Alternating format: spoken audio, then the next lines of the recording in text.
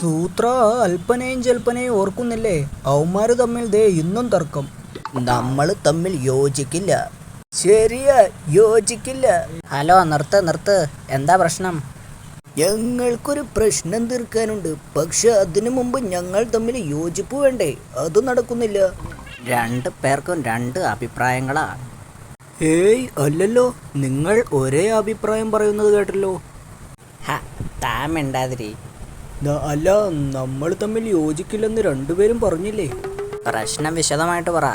ഒരു ഗുസ്തിക്കാരൻ കരടി ഞങ്ങളെ കുറെ ദിവസമായിട്ട് ഉപദ്രവിച്ചു കൊണ്ടിരിക്കുക. ഒരു കാരണവുമില്ലാതെ തലക്കടിക്കും, തള്ളും, ഭീഷണിപ്പെടുത്തും, ചവിട്ടും. ഞങ്ങളുടെ കൂട്ടുകാരി പറഞ്ഞു ഞങ്ങൾ അവനെ ഒരുമിച്ച് നേരിടണമെന്ന്. അത് ശരിയാ. കരടി നിങ്ങളുടെ പൊതുശത്രു ആണല്ലോ. പൊതുശത്രു? പൊതിയല്ല, പൊതു. പക്ഷെ അങ്ങനെ നേരിടുന്നതിന് മുമ്പ് ഞങ്ങളുടെ അഭിപ്രായം ഒന്നായിരിക്കണമെന്ന് ഫ്രണ്ട്സ് പറഞ്ഞു.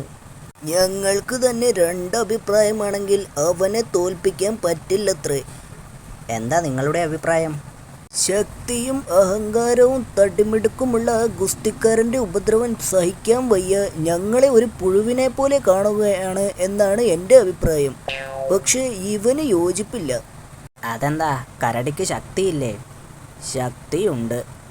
അഹങ്കാരവും തടിമെടുക്കുമില്ലേ? അതും ഉണ്ട്.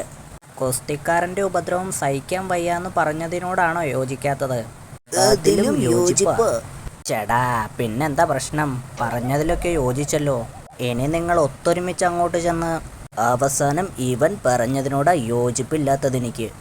ഞങ്ങളെ പുഴുവിനെ പോലെയല്ല, ഉറുമ്പിനെ പോലെയാ കാണുന്നത് എന്ന എൻ്റെ അഭിപ്രായം.